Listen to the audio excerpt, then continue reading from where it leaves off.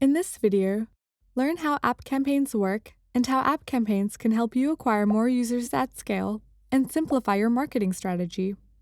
Unlike most Google Ads campaigns, you don't design individual ads for app campaigns. Instead, we'll use your ad text and assets, including assets from your App Store listing, to design a variety of ads across several formats and networks.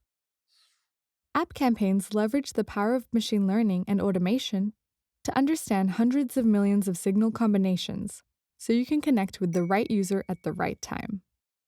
To get started, you'll need to provide some text, a starting bid and budget, and let us know the languages and locations for your ads.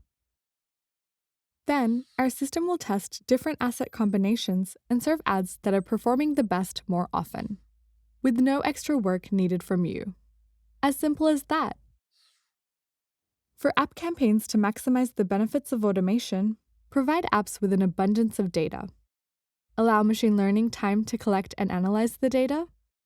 Then, it's best left alone. To ensure great results, the machine needs to learn. This requires providing a good amount of data. For instance, we strongly recommend that you provide at least one landscape image, one portrait video, and one landscape video, and where relevant, HTML5 assets.